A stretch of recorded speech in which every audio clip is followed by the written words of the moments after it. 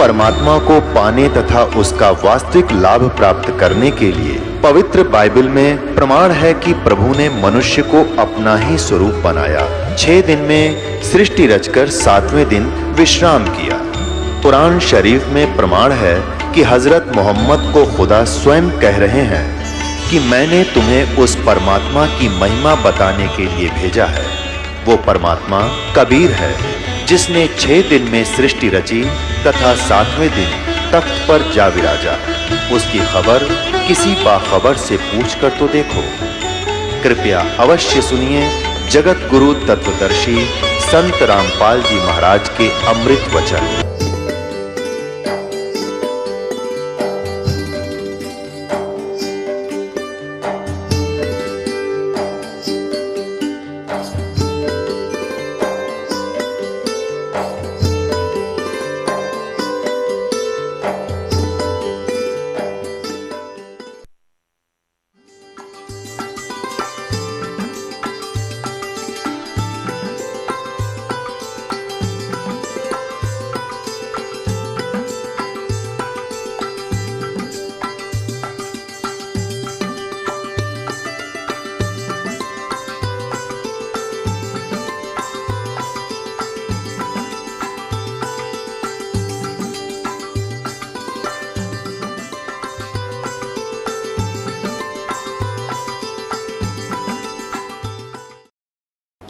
आज वो अनपढ़ अशिक्षितों की वाणी सदग्रंथों से मेल खाती है, और जो विद्वान कहलाते थे, महर्षि कहलाते थे, तो उनके द्वारा उनका अनुभव सदग्रंथों से बिल्कुल विपरीत है।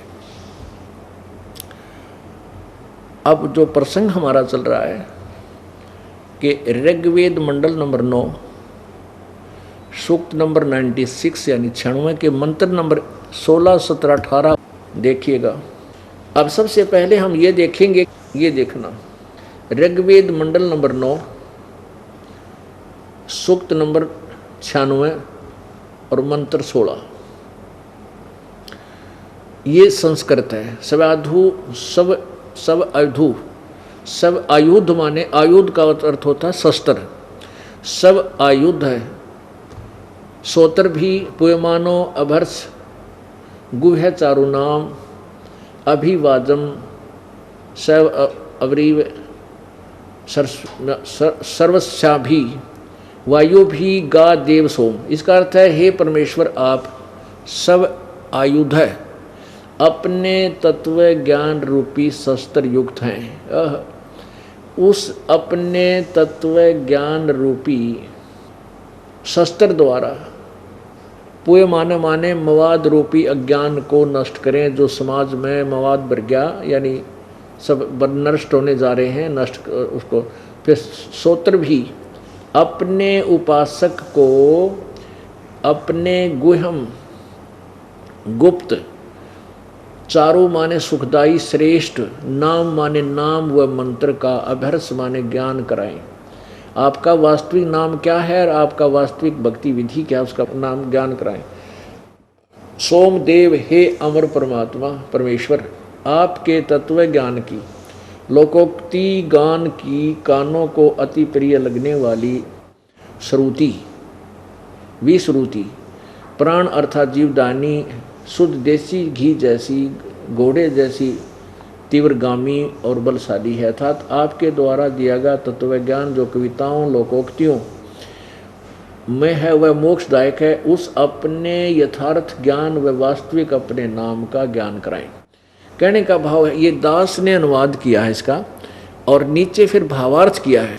अब ये दास आपको उन्हीं मंत्रों के अनुवाद करके दिखा रहा है जो आपने पहले इन अन्य आचार्यों द्वारा इनका अनुवाद किया गया था। उन्होंने उसका अनुवाद सही नहीं कर रखा।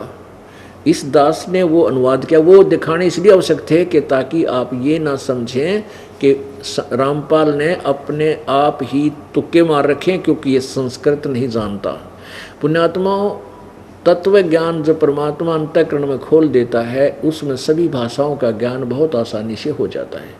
अनुवाद इन्होंने कर रखे हैं अनुवाद कुछ एकाध अर्थ का इन्होंने गलत अर्थ करने की चेष्टा की है, वो हमारे पास शब्दकोश है, उससे हम देख लेते हैं।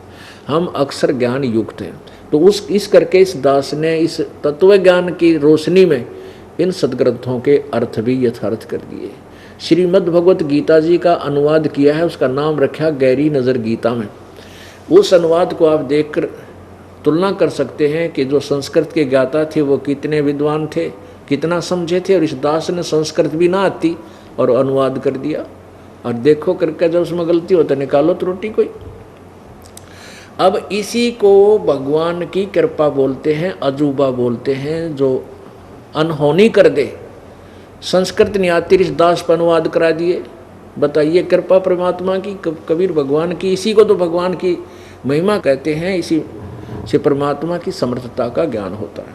अब देखो 16वें मंत्र में के कहा है, मंडल नंबर 9 सूक्त नंबर 96 के मंत्र 16 में कहा कि भगवान आप अपना वास्तविक नाम बताओ, का ज्ञान कराइए, आपका वास्तविक नाम क्या है। और जो आप तो अपने तत्व ज्ञान रूपी शस्त्र युक्त हैं, और उस तत्व ज्ञान रूपी शस्त्र से इस समाज में अज्ञान रूपी मवाद जो भर गया, यो नष्ट कर रहा है समाज को, उस मवाद को निकालें, ख़त्म करें और तत्व ज्ञान रूपी अपना वो ज्ञान प्रचार कीजिए।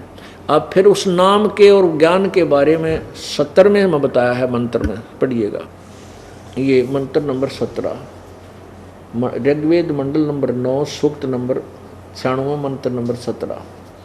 शिशुम जगानम हरियंतम मर्जंती शुभंती वहीन मरुतः गणेन कबीर गिरभी कावेना कबीर संत सोम पवित्रम अत्यति रेभन सर्वश्रेष्ठी रचनहार हरिय शिशुम सर्व कष्ट हरण पूर्ण परमात्मा मनुष्य के विलक्षण बच्चे के रूप में जगानम माने जानबूझकर प्रकट होता है स्व इच्छा से, और तथा अपने तत्व ज्ञान को उस समय मर्जंती जब वो बालक रूप में आता है, बड़ा होकर के निर्मलता के साथ उच्चारण करता है अपने तत्व ज्ञान को।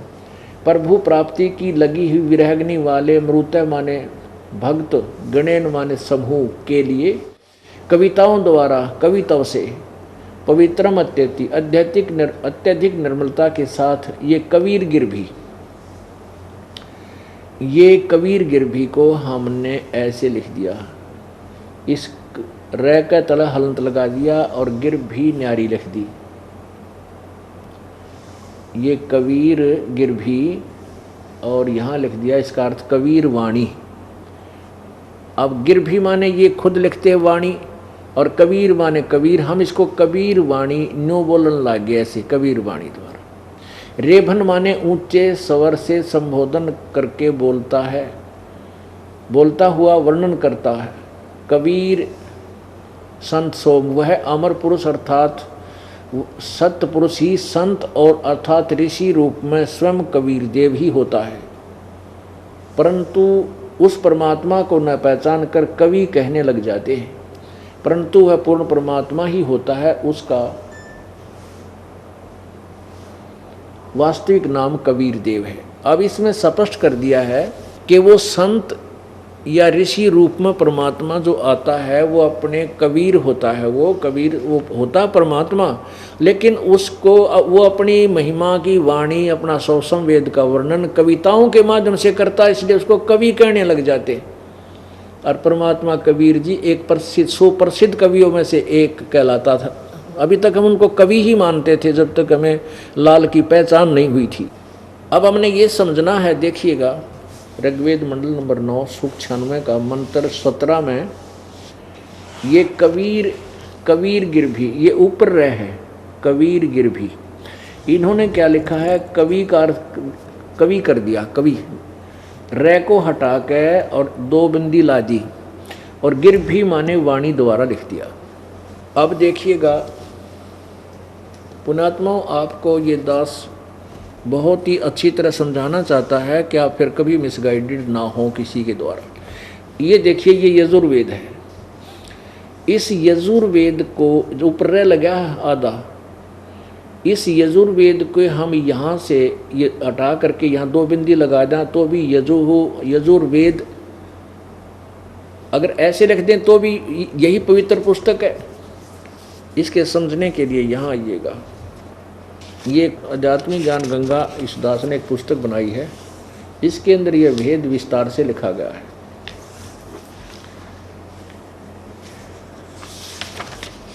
ये देखिएगा। अब जैसे हम दूध की महिमा करें, दूध, और संस्कृत में वह दूध की महिमा कहीं लिखी हो कि एक बहुत ही अच्छा पेय पदार्थ है, सफ़ेद है, बहुत ही पौष्टिक है, और ये लिखे नहीं कि वो दूध है, और जहाँ दूध लिखा उसको लिख दें सफ़ेद पौष्टिक पेय पदार्थ, तो क्या हम दूध को पहचान सकेंगे? दूध को दूध लिखना पड़ेगा कि ये दूध की महिमा गाई गई है। जैसे चारों वेदों में परमेश्वर कबीर देव की, कबीर भगवान की महिमा गाई गई है, और जहाँ कबीर देव शब्द लिखा है वहाँ हमने कहना चाहिए कबीर भगवान है, और वहाँ लिख दें वो कवि परमात्मा है, कवि है, वो सर्वज्ञ है, तो वो अर्थ तो हो सकता है ऐसे, लेकिन कवि आज तक कोई सर्वज्ञ नहीं हुआ है। ये भी ध्यान रखना पड़ेगा कि कवि का अर्थ सर्वज्ञ करना भी उचित नहीं। वहाँ वैसे कवि माने कवि भी होता है, लेकिन कबीर देव जहाँ लिखा है शब्द, और वो सेंटेंस प्रसंगवश कवि भी अर्थ होता है, लेकिन जहाँ प्रसंगवश कबीर देव है वहाँ कबीर परमात्मा ही कहना पड़ेगा, वो परमेश्वर कबीर है। ये देखिएगा। अब मान लीजिए ये को दूध की महिमा संस्कृत में लिखी है। कलियुगी ऋषियों ने वेदों का टीका भाषा भाषे ऐसे कर दिया जैसे कहीं दूध की महिमा कही गई हो, और जिसने कभी जीवन में दूध देखा ही न हो और वह अनुवाद कर रहा हो तो वह ऐसे करता है। पौष्टिक आहारसी पेय पदार्थसी सवेदसी अमृत उपमा सर्वा मानुषानाम पेयम स त्वम दुग्ध असी। अब इसका अर्थ करेगा कि पौष्टिक आहारसी कोई शरीर पुष्ट करने वाला आहार है, पेय पदार्थ पीने का सरल पदार्थ तरल पदार्थ है, सफ़ेद है, अमृत के सदृश है, वह मनुष्यों के पीने योग्य दूध का अर्थ कर दिया पौष्टिक तरल है। अब दूध का अर्थ कर दिया पौष्टिक, यहाँ लिखना चाहिए वो दूध है जिसकी उपमा गाई गई है। तो इसी प्रकार जहाँ वेदों में कबीर देव आता है वहाँ कबीर देव लिखना पड़ेगा। पवित्र यजुर्वेद की महिमा कहें कि प्रभु की यज्ञ स्तुतियों की ऋचाओं का भंडार है, और बहुत अच्छी विधि वर्णित है, एक अनमोल जानकारी है, और यह लिखे नहीं कि वह यजुर्वेद है, अपितु यजुर्वेद का अर्थ लिख दें कि यज्ञ स्तुतियों का ज्ञान है। तो उस वस्तु पवित्र पुस्तक को कैसे पाया जा सके, उसके लिए लिखना होगा कि पवित्र पुस्तक यजुर्वेद है जिसमें यज्ञ रचाए हैं। तो ऐसे ही ये यजुर्वेद है, इसके ऊपर रह लगा हुआ है। अब यजुर्वेद को संधि छेद करके लिखें यजुर्वेद भी, यही वही पवित्र पुस्तक यजुर्वेद का बोध है। इसको ऐसे लिख दें तो भी वही पुस्तक पवित्र पुस्तक यजुर्वेद का ही बोध है जिसमें यज्ञ स्तुति की ऋचाएँ हैं। उस पवित्र धार्मिक पुस्तक को यजुर्वेद कहते हैं। ठीक इसी प्रकार चारों पवित्र वेदों में लिखा है कबीर देव, तो हम उसको कबीर परमेश्वर है, कबीर हम वह को वह बोलते हैं, तो कबीर देव को कबीर परमेश्वर है जो सर्वशक्तिमान जगत पिता सर्वश्रेष्ठ रचनहार कुल का मालिक पाप नाशक व काल की कारागार से छुटाने वाला अर्थात बंदी छोड़ है। इसको कबीर देव लिखें तो भी कबीर परमेश्वर का बोध है, और ऐसे लिखेंगे कवि देव कवि ही लिख दिया तो भी इसी परमात्मा को जाने। मेरे दास का इतना ही कहना है। कबीर प्रभु का ही बोध है, इसलिए कबीर देव उसी कबीर साहब का ही बोध कराता है। इतना हाँ समझे हमने। और मान लीजिए हम इनका अर्थ यहाँ कबीर देव ना माने तो भी ये लक्षण सारे उस कबीर परमात्मा में ही वेदों के संकेत पूर्ण होते हैं। वेदों का जो वर्णन है उन्हीं के ऊपर पूर्ण होता है, जो बनारस में जुलाहे रूप में आकर के परमात्मा 120 वर्ष रही थी, उसी की तरफ पूर्ण रूप से उसी की तरफ संकेत वेद कर रहे हैं। अब देखिएगा ऋग्वेद मंडल नंबर 9 सूक्त नंबर 96, और इसमें क्या स्पष्ट किया है। मंत्र नंबर 16 में तो कहा है कि हे परमात्मन सर्वोपरि रहस्य श्रेष्ठ जो आपका नाम तुम्हारी संज्ञा नाम है, नाम माने नाम है, उसका ज्ञान कराएं, उस नाम का ज्ञान कराएं। इसमें ज्ञान कराया है नाम का। 17वें में क्या लिखा। कबीर गिरभी शिशुम जगानम हरियंतम मर्जंती सुबंती वहीनम मारुते गणेन कबीर गिरभी कावीना कबीर संत सोम पवित्रम अत्येति रेभन। इसका ये दास से आपको इसमें अर्थ दिखाएगा, जो इस दास ने अनुवाद किया, ये आपको पढ़ाया और फिर पढ़ाते हैं। आपने अभी 16 पढ़ा था, ऋग्वेद मंडल नंबर 9 सूक्त नंबर 96 96 मंत्र 16। इसमें तो पढ़ा परमात्मा अपने उस गुप्त नाम का भेद कराएं। अब 17वें में भेद कराया है और 18वें में। अब 17वें में क्या कहा है कि सर्वश्रेष्ठ रचनहार सर्वकष्ट, इसमें हमने यहाँ भावार्थ लिखा है। ऋग्वेद मंडल नंबर 9 सूक्त नंबर 96 मंत्र 16 में कहा है कि आओ पूर्ण परमात्मा के वास्तविक नाम को जाने। इस मंत्र 17 में उस परमात्मा का नाम व परिपूर्ण परिचय दिया है। वेद बोलने कौन से में, नीचे वाले 17 में वेद बोलने वाला ब्रह्म कह रहा है कि पूर्ण परमात्मा मनुष्य के बच्चे के रूप में प्रकट होकर कबीर देव अपने वास्तविक ज्ञान को अपनी कबीर वाणी के द्वारा अपने हंस आत्माओं अर्थात पुण्य आत्माओं अनुयायियों को ऋषि व संत व कवि रूप में कविताओं लोकोक्तियों के द्वारा संबोधन करके उच्चारण करके वर्णन करता है। यानी कविताओं के द्वारा कोई संत रूप में या ऋषि रूप में आकर प्रकट होता है। इस तत्व ज्ञान के अभाव से उस समय प्रकट परमात्मा को न पहचान करके और ऋषि व संत या कवि मान लेते हैं। वह परमात्मा स्वयं ही कहता है कि मैं पूर्ण ब्रह्म हूँ, सर्वश्रेष्ठ रचना भी मैं ही करता हूँ, मैं ऊपर के सतलोक सचखंड में रहता हूँ।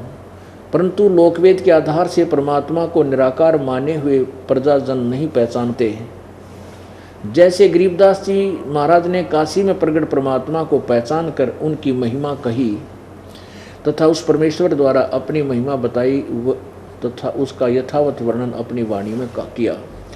कबीर परमेश्वर कहते हैं, जात हमारी जगत गुरु परमेश्वर है पंथ, गरीबदास लिखित पढ़े मेरा नाम निरंजन कंठ। कबीर परमात्मा बोलते हम ही अलख अल्लाह हैं कुतुब गोस और पीर, गरीबदास खालिक धनी हमारा नाम कबीर। ए स्वामी सृष्टा में सृष्टि हमरे तीर, दास गरीब अधर बसूं अवगत सत कबीर। जब रामानंद जी एक महात्मा वेदों के ज्ञाता माने जाते थे, बड़े उच्च महर्षि कहलाते थे, उनको परमात्मा ने अपनी वास्तविकता से परिचित कराया था और उन्होंने स्वीकार कर लिया था आंखों देख करके। तो उनको कहा था परमात्मा ने, हम ही अलख अल्लाह हैं कुतुब गोस और पीर। गरीबदास जी बता रहे हैं, कबीर साहब ने ऐसे कहा कि गरीबदास खालिक धनी, पूरी सृष्टि का मालिक और मेरा नाम कबीर। ए स्वामी सृष्टा में कबीर साहब कहते हैं रामानंद जी को, स्वामी महर्षि रामानंद जी को, ए स्वामी, क्योंकि उनको गुरु धारण कर लिया था भगवान ने इस परंपरा को बनाए रखने के लिए, इसलिए स्वामी बोल रहे हैं। ए स्वामी सृष्टा में, सृष्टा माने सारी सृष्टि का रचने वाला, और ये सृष्टि मेरे तीर माने मेरे आधार है। और कहता है दास गरीब अधर बसूं, ऊपर रहता हूं मैं सतलोक में, ऊपर अवगत सत कबीर। अब यही वेद प्रमाण करेंगे, देखिएगा। अब 18वें में वो मंत्र में स्पष्ट किया है, ऋग्वेद मंडल नंबर 9 सूक्त नंबर 96 96 मंत्र 18 में, ऋषि मना ये ऋषिकृत सवर्षा सहस्रणीथ माने हजारों वाणी, पदवी कविनाम तृतीयम धाम महिष शिषा संत सोम विराजम अनुराजती सतुप। वेद बोलने वाला ब्रह्म कह रहा है कि जो पूर्ण परमात्मा विलक्षण बच्चे के रूप में आकर प्रसिद्ध कवियों की उपाधि, पदवी माने उपाधि प्राप्त करके, अर्थात एक संत या ऋषि की भूमिका करता है जगत गुरु की, उस संत रूप में प्रकट हुए प्रभु द्वारा रची सैंसरणित हजारों वाणी ऋषि मना संत स्वभाव वाले अच्छी आत्माओं वाले व्यक्तियों अर्थात भक्तों के लिए स्वर्ग के तुल्य आनंददायक होती है। बहुत प्यारी लगती है उनके बच्चों को, अनुयायियों को, जो परमात्मा अपनी वाणी बोलता है, जो भगवान, वह अमर पुरुष हो। मन अमर पुरुष अर्थात सत्य पुरुष, सतपुरुष। तृतीय तीसरे, धाम माने मुक्ति लोक अर्थात सतलोक की, महिषा माने सुदृढ़ पृथ्वी को, शिष्या माने स्थापित करके यानी सतलोक की रचना करके, अनु माने पश्चात, संत या मानव सदृश रूप में, सतुप गुम्मद अर्थात गुम्बज में ऊंचे टीले जैसे सिंहासन पर विराजमानु राजती, सतुल उज्ज्वल सतुल आकार में मानव सदृश तेजो में शरीर में विराजमान है। 17 मंत्र 17 में कहा कि कबीर देव, भावार्थ है इस 18वें का। मंत्र 17 में कहा है कि कबीर देव शिशु रूप धारण कर लेता है, लीला करता हुआ बड़ा होता है। कविताओं द्वारा तत्व ज्ञान वर्णन करने के कारण कवि की उपाधि प्राप्त करता है, अर्थात उसे ऋषि संत व कवि कहने लग जाते हैं। वास्तव में वह पूर्ण परमात्मा कबीर ही है। उसके द्वारा रची अमृतवाणी कबीर वाणी कही जाती है, जो भक्तों के लिए स्वर्ग के तुल्य सुखदायी होती है। वही परमात्मा तीसरे मुक्तिधाम अर्थात सतलोक की स्थापना करके तेजो में मानव सदृश शरीर में आकार में गुम्बद में सिंहासन पर विराजमान है।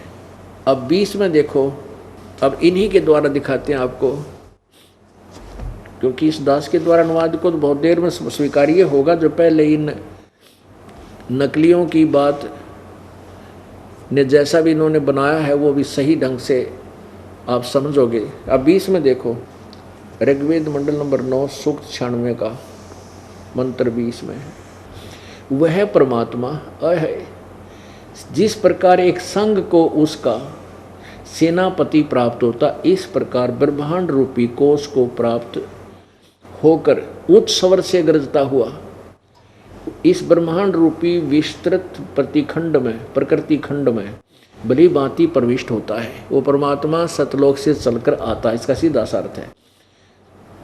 और जैसे मरिय माने मनुष्य, जैसे मनुष्य सोबर शरीर को धारण करता हुआ, इसका अर्थ है परमात्मा अन्य हल्के तेज पुंज का शरीर धारण करता हुआ अत्यंत गतिशील पदार्थ के समान, यानी पहुंचूंगा क्षण एक में जन अपने के हेत, यानी बहुत तीव्रगामी होकर के प्राप्ति के लिए, यानी उन भक्तों को मिलने के लिए गतिशील होता हुआ धनों के कटिबद्ध होता है। धनानाम का अर्थ होता है धनों के कटिबद्ध होता है। इस प्रकार प्रकृति रूपी ऐश्वर्य को धारण करने के लिए परमात्मा सदैव देता है। ये तो इन्होंने अपने अर्थ लिखाए। हमने ये देखना कि वो परमात्मा जो ऊपर 18 में वर्णन किया है, 20 में बताया है, 19 में तुरियम धाम लिखा, चौथा धाम, यानी उस अनामी लोक का भी वर्णन है इनमें, ये अलग से बताएंगे। अब उन 18वें का 20 में स्पष्ट होता है कि वह परमात्मा जिस प्रकार एक संघ को उसका सेनापति प्राप्त होता, इसी प्रकार ब्रह्मांड रूपी कोष में प्राप्त होकर उच्च स्वर से गरजता हुआ इस ब्रह्मांड रूपी विस्तृत प्रतिखंड में बड़ी भांति प्रविष्ट होता है। अब कहते हैं वो परमात्मा जब आता है तो एक बहुत बड़े समुदाय को तत्व ज्ञान दे करके अपना अनुयायी बनाता है, और उनमें वो सदगुरु यानी गुरु रूप में ऐसे विराजमान होता है जैसे सेनापति बहुत बड़े संघ का सेनापति होता है।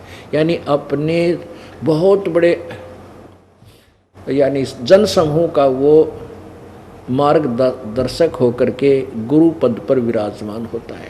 कबीर परमेश्वर आज से 600 वर्ष पहले जब आए थे, 120 वर्ष तक यहाँ इस मृतमंडल में रहे थे, तो उनके 64 लाख शिष्य हुए थे उस टाइम। 64 लाख, विचार करो पुण्यात्माओं। उसमें ना कोई मीडिया था, ना कोई लाउड स्पीकर का साधन था। उस परमात्मा ने वो कैसे 64 लाख शिष्य बनाए, वो कितने समर्थ थे। एक दिन में 100 जगह प्रकट होकर के परमात्मा ने अपनी प्यारी आत्माओं को खोजा, ढूंढा, अपना तत्व ज्ञान बताया और उनके दुख निवारण किए। 64 लाख शिष्य 600 वर्ष पहले हो जाना कोई बालकों का खेल नहीं। आज 64 करोड़ हो जाए तो भी थोड़े रह जाएं, क्योंकि उसमें सारी आबादी पूरी हिंदुस्तान की 4 करोड़ होगी मुश्किल तक, और अब अरबों पर पहुंच चुकी है। और उसमें 64 लाख परमात्मा के शिष्य हो जाना, तो यही वेद प्रमाण करते हैं कि वो परमात्मा मनुष्य जैसा, जैसे मनुष्य शरीर धारण कर लेता है, मनुष्य जैसा शरीर धारण करके आता है, मनुष्य जैसा ही शरीर धारण किया करके वो परमात्मा, यानी अन्य हल्के तेज पुंज का, जैसे गरीबदास साहब कहते हैं, तेज पुंज तन दे धर कर इस विध हमको भेंट ही। तेज पुंज का हल्का शरीर बनाकर अन्य दे धर के वो परमात्मा हमको यहाँ आकर मिलते हैं। वो कबीर परमेश्वर हैं। बोलो सतगुरुदेव। परमपिता परमात्मा पूर्ण ब्रह्म सर्व सृष्टि रचनहार कुल मालिक कबीर देव कबीर भगवान, ये हमारे परम पिता हैं, सभी आत्माओं के कुल मालिक हैं। हम इनकी आत्मा हैं, चाहे आज कोई चींटी बना है, हाथी बना है, चाहे कोई जंगली जानवर है, पशु पक्षी बना है, चाहे मानव है, देव है, महादेव है, ब्रह्मा विष्णु महेश हैं, ये सभी आत्माएं उस परमेश्वर की हैं। जितने भी ये देवी और देवताएं हैं, ये सभी उसी परमेश्वर के कबीर देव की आत्मा है। और यहाँ 21 ब्रह्मांड ज्योत स्वरूपी निरंजन अर्थात क्षर पुरुष, इसको क्षर पुरुष भी बोलते हैं, क्षर पुरुष। वैसे हम अपनी लोकल लैंग्वेज में क्षर पुरुष कहते हैं, क्षर, वैसे क्षर पुरुष यानी नासवान प्रभु, क्षर ब्रह्म। ब्रह्म का अर्थ होता है परमात्मा, प्रभु, स्वामी। तो क्षर ब्रह्म ये ज्योति निरंजन है, काल है जो 21 ब्रह्मांड का मालिक है, जो ब्रह्मा विष्णु महेश जी का पूज्य पिताजी है। और अक्षर ब्रह्म है, ये परब्रह्म है जो 7 संग ब्रह्मांड का स्वामी है। और परम अक्षर ब्रह्म है, ये पूर्ण ब्रह्म है, सत्य पुरुष है, कबीर देव है, कबीर प्रभु। ये कबीर परमात्मा है, असंख्य ब्रह्मांड का मालिक, इंक्लूडिंग ब्रह्म, क्षर ब्रह्म के और अक्षर ब्रह्म के लोकों सहित वो सब के ऊपर कुल मालिक है। परमेश्वर ने आकर के हमें क्या बताया था? भाई भजन करो उस रब का जो दाता है कुल सब का।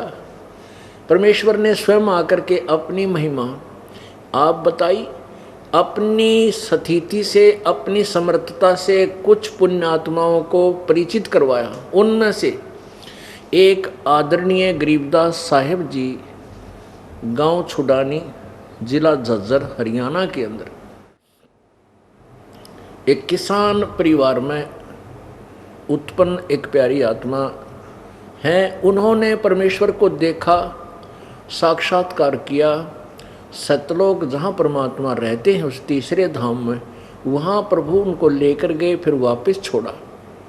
उसके उपरांत गरीबदास साहिब जी ने परमेश्वर कबीर देव की, कबीर जी की, उस परम अक्षर ब्रह्म की महिमा कलम तोड़ कही है, सत्य कही है।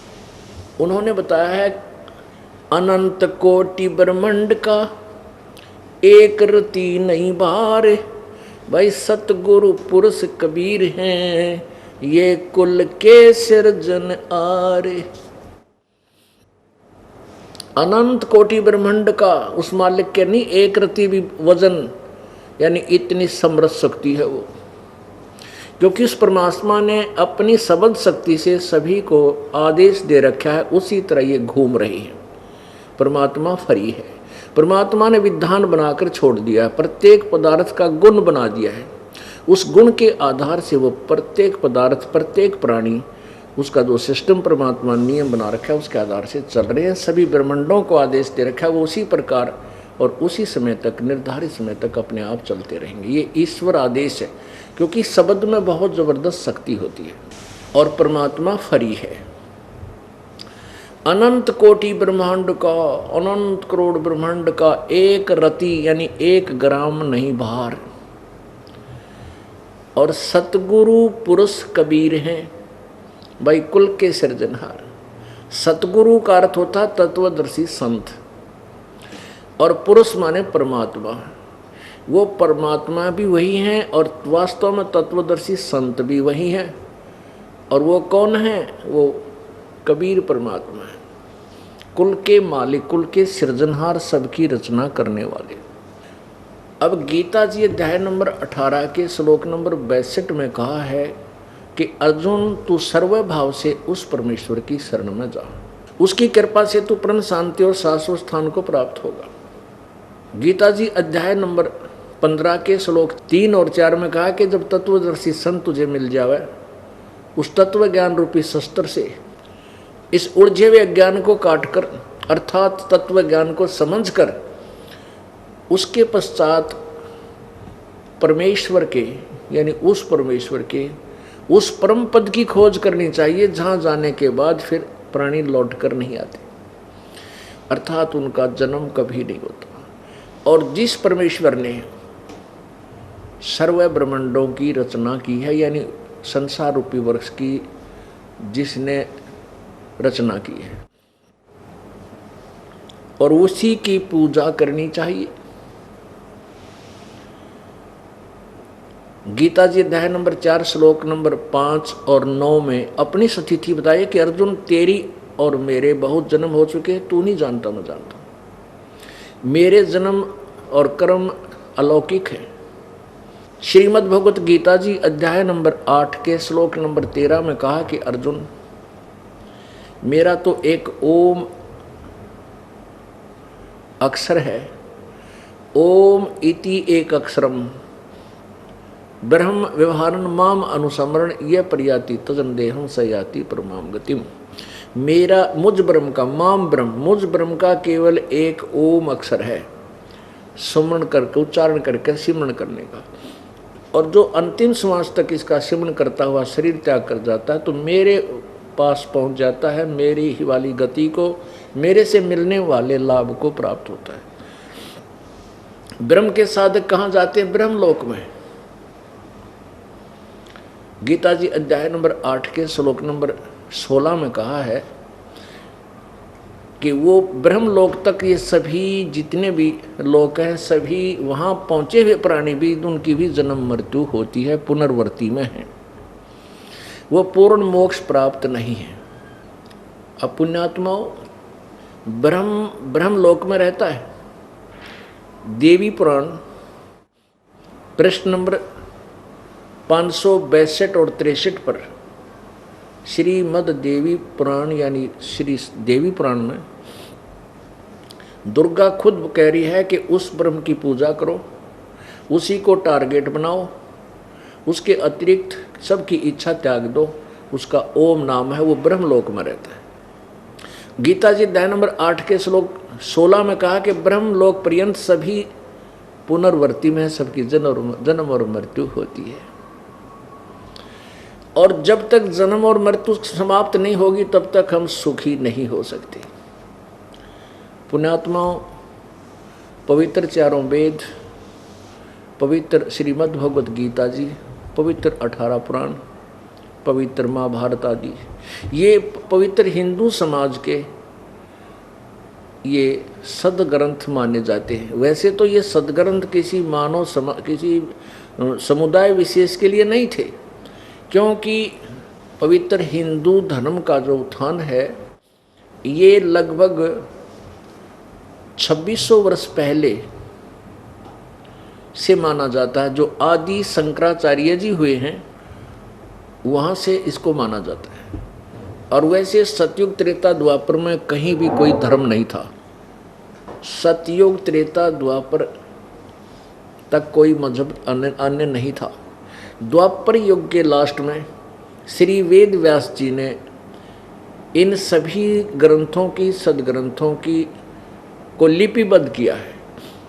चारों वेदों को, श्रीमद् भगवत गीता जी को, 18 पुराणों को, महाभारत को, और पुण्यात्माओं लेखक श्री वेद व्यास सहित और अन्य ऋषि महर्षि ब्रह्मा विष्णु महेश सहित अब कोई भी इन सदग्रंथों के यथार्थ ज्ञान से परिचित नहीं है। कौन से सदग्रंथों से? वेदों और श्रीमद् भगवत गीता जी से। वेदों का ज्ञान ये किसी मनुष्य का दिया हुआ नहीं है, ये पूर्ण परमात्मा ने इस ब्रह्म के अंतःकरण में, इसके कंप्यूटर में फीड किया।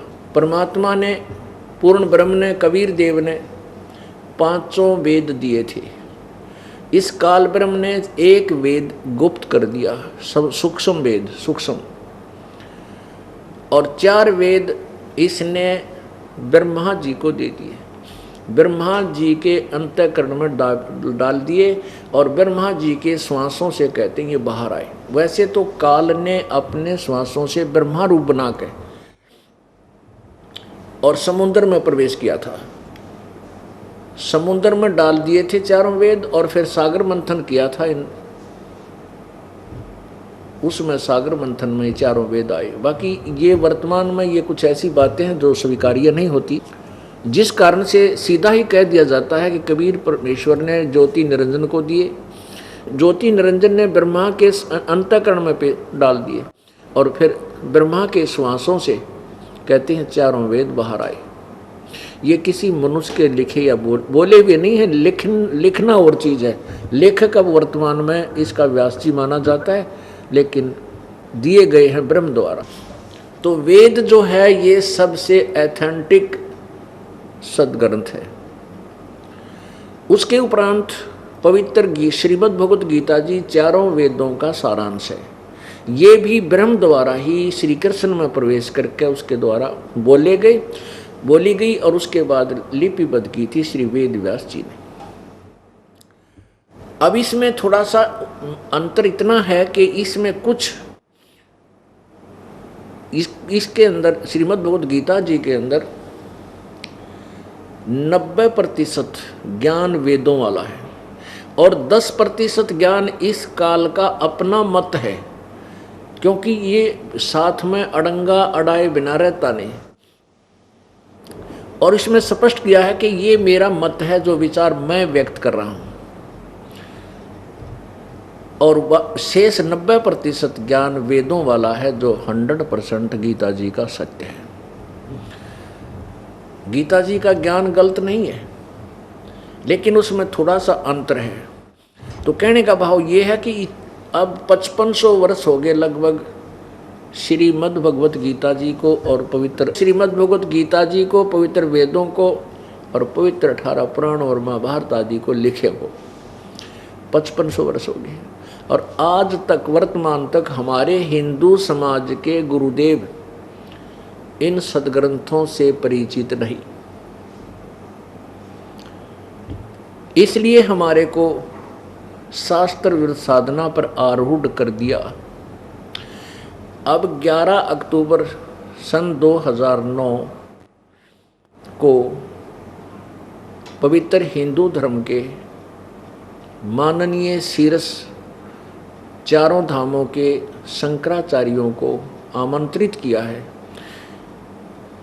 और उनके साथ आध्यात्मिक ज्ञान चर्चा की जाएगी। प्रार्थना की जाएगी कि हमें सदग्रंथों से निर्णय करके बताओ कि वेद सत्य हैं और गीता जी सत्य है, पुराण सत्य है, तो इनमें जो साधना आप जी हमें बता रहे हैं,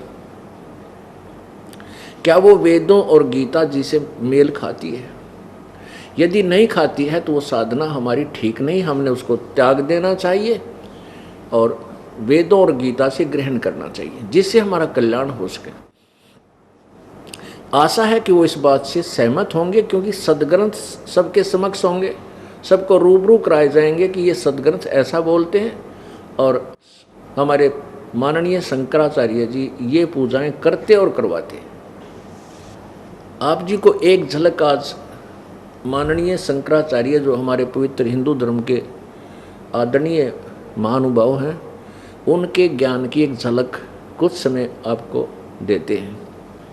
ये देखिएगा, एक पत्रिका है, इसका नाम है श्री माता, और ये Shri Mata Confucius private limited का प्रकाशन आषाढ़ पूर्णिमा संवत 2066 जुलाई 2009 की है, अभी लेटेस्ट। और यहाँ देखिएगा, अब ये पूरा देखिएगा, इसका जो है ना टाइटल पेज, इसमें ये हैं हमारे, ये सभी देव श्री ब्रह्मा जी, श्री विष्णु जी और श्री शंकर जी, ये हमारे माननीय हिंदू समाज के आदरणीय आचार्य जियों के ये भगवान हैं। इनकी पूजाएं ये करते हैं। और ये ऋषि हैं, इनके मान्य हैं, जैसे श्री व्यास, वेद व्यास जी, ये है श्री ब्रह्मा जी, ये है श्री नारायण अर्थात विष्णु जी, नारायण अर्थात विष्णु जी, और ये है भगवान सदाशिव शंकर जी, और ये हैं भगवान वेदव्यास जी, ये हैं ब्रह्म ऋषि वशिष्ठ जी, ये हैं श्री पाराशर जी, ये श्री गौड़ पदाचार्य जी, श्री गोविंद भगवत पदाचार्य जी, श्री शक्तिदेव जी हैं श्री पाराशर जी के पिता और वशिष्ठ जी के पुत्र, और ये हैं श्री आदि शंकराचार्य जी, ये हैं सुखदेव जी, और ये हैं हमारे चारों मठों के वर्तमान इंचार्ज मठाधीश्वर, ये हैं स्वामी स्वरूपानंद जी महाराज। इनके पास 2 मठ हैं, एक तो ज्योतिष पीठाधीश्वर और द्वारका शारदा पीठाधीश्वर, इनके पास 2 के चार्ज हैं श्री स्वरूपानंद जी। और ये हैं स्वामी श्री निश्चलानंद सरस्वती जी, ये गोवर्धन पीठाधीश्वर, और ये हैं स्वामी श्री भारत तीर्थ जी श्रृंगेरी पीठाधीश्वर। नारायण सभारंभ शंकराचार्य मध्यमा, ये इनकी संस्कृत में कोई इनका मान्य श्लोक है। अब देखिएगा, ये श्री स्वरूपानंद जी महाराज की तरफ से, ये देखिएगा, इसके 2 पृष्ठ पे क्या लिखा है। अतः आदि शंकराचार्य जी अपने चरपट पंजरिका स्तोत्र में कहते हैं कि संसार स्वार्थी है, इसलिए गोविंद का भजन करना चाहिए आदि आदि। आवरण परिचय, यानी जो आवरण के ऊपर जो ये दिए गए हैं, इनका परिचय दिया है। ये गुरु परंपरा है आचार्य शंकराचार्यों की। आवरण परिचय, गुरु परंपरा नारायण से आरंभ होती है। अब ये यहाँ से प्रारंभ करते हैं, नारायण से, श्री विष्णु जी से, नारायण से प्रारंभ होती है। गुरु परंपरा नारायण से प्रारंभ होती है और हमारे गुरु पर आकर समाप्त होती है। इसी से संबंधित यह श्लोक है। यह आवरण पर दिया गया चित्र नारायण से लेकर जितने भी प्रमुख गुरु हैं उन्हीं के हैं। आदि शंकराचार्य जी शांकर परंपरा के आदि गुरु माने जाते हैं। सभी को ज्ञात है कि उन्होंने देश की 4 सीमाओं पर चारों वेदों को आधार बनाकर 4 शंकर पीठों की स्थापना की, जिस पर वर्तमान में 3 जगत गुरु शंकराचार्य विराजमान हैं। आवरण पर क्रम से ज्योतिष पीठ एवं द्वारका शारदा पीठ के जगत गुरु, पूरी गोवर्धन के जगत गुरु और एवं श्रृंगेरी पीठ के जगत गुरु चित्र अंकित हैं। ये जो अभी आपने देखे इन तीनों के, ये यहाँ से प्रारंभ होते हैं नारायण जी से, और बाकी ये सारे इन गुरुओं में लास्ट में श्री शंकराचार्य जी ये शांकर परंपरा के प्रवर्तक माने जाते हैं। उसके बाद वर्तमान में ये महात्मा जी हैं।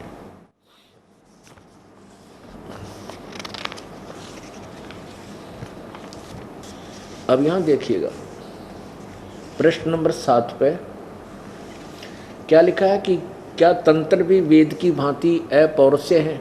समाधान, तंत्र ग्रंथों का अपना एक विशिष्ट स्थान है, परंतु इन्हें वेद की भांति अपौरुषेय, अपौरुष माने जो व्यक्ति के द्वारा ना कहे गए नहीं कहा जा, यानी व्यक्ति नहीं कहा जा सकता, क्योंकि वेद को ब्रह्मा के निश्वास माने जाते हैं। ब्रह्मा के श्वासों से वेद निकले हैं, इसलिए इस कारण है, तथा किसी भी पुरुष के मुख से उच्चारित न होने के कारण, यानी किसी भी पुरुष के मुख से उच्चारित न होने के कारण अपौरुष कहा गया है। परंतु तंत्र ग्रंथों में तो स्पष्ट रूप से शिव उवाच आदि कहकर शिव को तंत्र विद्या के प्रकट करने वाला माना जाता है। अतः तंत्र को अपौरुषेय नहीं कहा जा सकता। एक तो सिद्ध हो गया कि शंकर जी ने जो भी ज्ञान दिया है वो पुरुष का द्वारा दिया हुआ मनुष्य का, और वेद मनुष्य के बोले हुए नहीं हैं, ये ब्रह्मा के श्वास से निकले। ठीक है, अब देखना, अब श्री आदि शंकराचार्य जी के विषय में प्रश्न नंबर 8 पर इनके विषय में कहा है। अब क्या बताते हैं कि आदि शंकराचार्य जी जब जगत सतगुरु की खोज में गोविंद नाथ वन पहुँचे तो उन्होंने देखा कि एक साधक वहाँ पहले से ही गुरु गोविंद भगवत पाद के गुफा से बाहर आने की प्रतीक्षा कर रहे थे। यानी ये गुरु यानी गोविंद भगवत पाद ये इन किन के गुरु थे? ये श्री आदि शंकराचार्य जी के। कई दिन बीत जाने पर नर्मदा नदी में जब बाढ़ आने लगी तो गुरु जी की गुफा में जल ने प्रवेश करे, इस हेतु से शंकराचार्य जी ने नर्मदा के जल को अपने कमंडलों में भर लिया। आदि शंकराचार्य ने, गुरु अपनी दिव्यदृष्टि से इन सभी घटनाओं को देख रहे थे। जब ये बाहर निकले तो उन्होंने शंकर से उनका परिचय पूछा, तो उन्होंने एक अद्भुत स्रोत्र के माध्यम से अद्वैत मत के सिद्धांत अनुसार अपना परिचय सभी वस्तुओं को नकारते हुए दिया। गुरु गोविंद भगवत पाद को शेष नाग का अवतार माना जाता है। वर्तमान पूज्य शंकराचार्य जी महाराज ने आदि शंकराचार्य जी की इस दीक्षा सतली का पता लगाया और वहाँ एक दिव्य आश्रम बनवाया। कहने का भाव ये है कि जो आदि शंकराचार्य जी के गुरु जी थे वो शेष नाग के अवतार थे। अब देखिएगा, एक और पुस्तक है ज्योतिर्मय ज्योतिर्मठ ज्योतिर्मठ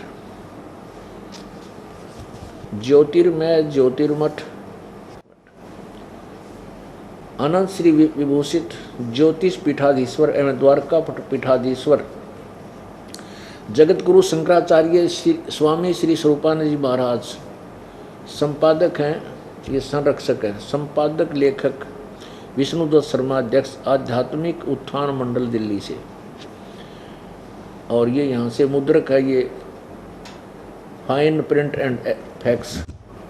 प्रकाशक है अखिल भारतीय आध्यात्मिक उत्थान मंडल, गली नंबर 2 रामनगर विस्तारी, मंडोली रोड, सादरा, दिल्ली।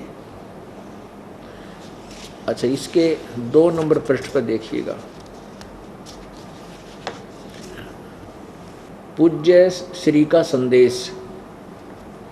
अनंत श्री विभूषित श्री मजद गुरु शंकराचार्य ज्योतिष पीठाधीश्वर श्री स्वामी स्वरूपानंद सरस्वती जी महाराज, श्री स्वरूपानंद जी महाराज शंकराचार्य जी, ये समझो कि आधे हिंदुस्तान के गुरु हैं। 2 पीठों के, यानी ज्योतिष पीठ के और द्वारका शारदा पीठ के ये अधीश्वर हैं, पीठाधीश्वर हैं, मालिक हैं। अब इनके विचार सुनो, ये क्या अपना एक एफिडेविट टाइप अपना बयान लिख रहे हैं। देखिएगा पहले ये सारा, इन्होंने एक अपने लेटर हेड बोलते हैं ना, लेटर पैड, उस पर लिखा हुआ ये सारा, और नीचे इनके दस्तक है स्वरूपानंद सरस्वती। इन्होंने क्या विचार व्यक्त किए हैं? हमारे शंकर अद्वैत दर्शन के अनुसार भूत भौतिक प्रसन्न के मूल में प्रकाश और विमर्श दो पदार्थ हैं जो मणि और उसकी प्रभा के समान परस्पर अभिन्न है। प्रकाश शिव और विमर्श उसकी शक्ति है। पार्वती परमेश्वर या त्रिपुर सुंदरी, त्रिपुरी सुंदर यानी त्रिपुर सुंदरी या त्रिपुर सुंदर यानी भगवान शिव और विमर्श उसकी शक्ति यानी पार्वती। अब देखिएगा, ये श्री स्वरूपानंद जी पार्वती जी की मूर्ति के सामने विराजमान है। ये है भगवती श्री राजेश्वरी त्रिपुर सुंदरी देवी, अर्थात आपने पढ़ लिया कि ये पार्वती इनकी देवी है, ये इनकी पूजा करते हैं। अब देखिएगा एक और पुस्तक, ये है मठ आमनाय महाअनुशासनम, कामेश्वर नाथ मिश्र द्वारा लिखी गई है। श्री काशी विद्वत परिषद न्यास ग्रंथमालाया प्रथम पुष्पम आदि श्री शंकराचार्य विरचितम, आदि शंकराचार्य द्वारा लिखी गई है। ये मठामने महानुशासनम, संपादक तथा भाषांतरकर्ता डॉक्टर कामेश्वर नाथ मिश्र, आचार्य अध्यक्ष संस्कृत विभाग, अध्यक्ष शब्द विद्या सांख्याय केंद्र, उच्च तिब्बती शिक्षा संस्थान सारनाथ वाराणसी, काशी, ये ऊपर लिखा है केदार घाट वाराणसी से। और ये कहाँ से मुद्रित है?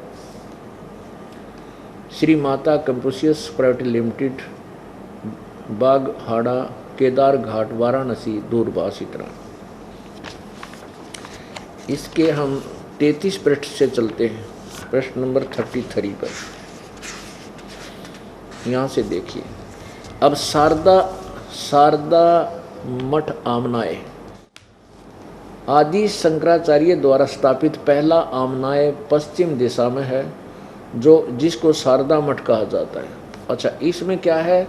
इस क्षेत्र का नाम द्वारका है, देवता इसके सिद्धेश्वर हैं, देवी भद्रकाली है।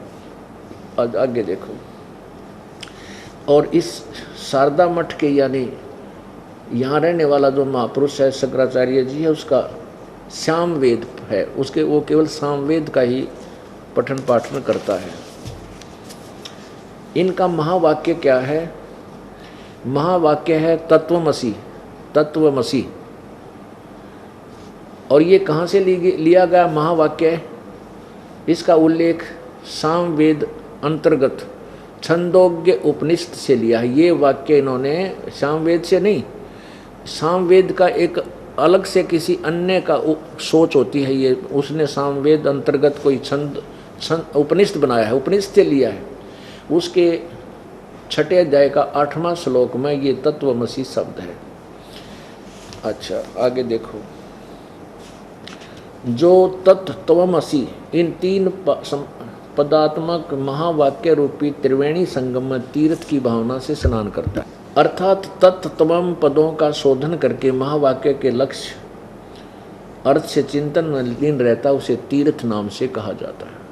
यानी इसका क्या है कि इस शारदा मठ पर जो पीठाधीश्वर है या उसके जितने शिष्य हैं, अनुयायी हैं, वो उनका देवता सिद्धेश्वर,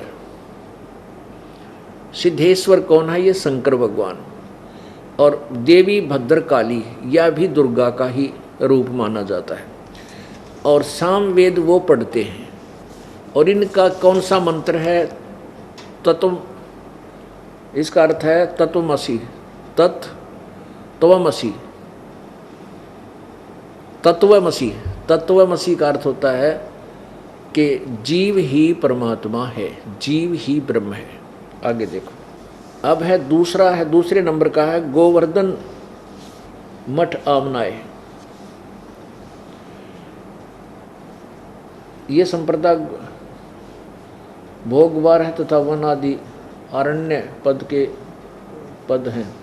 इसमें है इसका भगवान है जगन्नाथ, जो जगन्नाथपुरी है वहाँ ये मठ है, उसका क्या उनका कौन देवता है? जगन्नाथ जी यानी भगवान विष्णु। ये देखो इस अक्षेत्र का किसका सार गोवर्धन मठ का, गोवर्धन इस अक्षेत्र का पुरुषोत्तम है, इसका अक्षेत्र पुरुषोत्तम है और भगवान जगन्नाथ इसके देवता हैं और देवी विमला है। और इनका महावाक्य है प्रज्ञानम ब्रह्म। ये महावाक्य ये ऐत्रेय उपनिषद से लिया गया है। ये जो मंत्र लिया है ये वेद का नहीं है, ऐत्रेय उपनिषद से, ऐत्रेय उपनिषद से। इसके 5वें का अध्याय का 3रा श्लोक है, आगे देखिएगा। इस मठ के ब्रह्मचारी के लिए ऋग्वेद का पठन पाठन है, ऋग्वेद पढ़ते हैं। अब 3रा लेते हैं, ज्योतिष मठ आमनाए। इसमें इसका दूसरा नाम श्री ज्योतिष मठ, इसका दूसरा नाम श्रीमठ भी कहा गया। बद्री का आश्रम इसका क्षेत्र है और भगवान नारायण देवता हैं, देवी पूर्णगिरी हैं। और यहाँ देखिएगा इसका महावाक्य क्या है? अयम आत्मा ब्रह्म। मांडुक्य के उपनिषद से ये मंत्र लिया गया है। यह आत्मा ब्रह्म है, इसका अर्थ भी यही है, ये आत्मा ब्रह्म है यानी जीव ही ब्रह्म है। और इसका ये अथर्ववेद को का उपदेश करते हैं और पढ़ते हैं। अब 4था देखें, श्रृंगेरी मठ आमनाए। 3 उपाधियां हैं इसके यहाँ के रहने वालों की। रामेश्वर नाम क्षेत्र है, भगवान आदि भरा इसके देवता हैं। इस मठ की देवी कामाक्षी है, कामाक्षी है। देव भगवान तो आदि बराह, आदि ब्राह, जो भगवान बराह का रूप धारण करके सुअर का रूप धारण कर जो उसने लीला की थी, वो विष्णु भगवान देवता हैं। और इस मठ की देवी कामाक्षी है। इनका यजुर्वेद है, यजुर्वेद ये पढ़ते पढ़ाते हैं। और इनका महावाक्य अहम ब्रह्मस्मि, ये वरहद उपनिषद से लिया गया है, जिसके अध्याय नंबर 1 का और शब्द नंबर 4 का यानी श्लोक नंबर 10 है, 1, 4, 3। ये बृहद उपनिषद से लिया गया है, वेदों से नहीं है, ये बृहद उपनिषद से। अब 4 महावाक्य हैं इनके, और चारों का क्या अर्थ है इन्हीं महापुरुषों के शब्दों में देखिएगा। ये धर्म रथ है, एक नाम है पुस्तक का धर्म रथ। ये अनंत श्री विभूषित ज्योतिष पीठाधीश्वर एवं द्वारका पीठाधीश्वर जगत गुरु शंकराचार्य स्वामी स्वरूपानंद सरस्वती जी महाराज के द्वारा इनके उपदेश हैं, वचन हैं।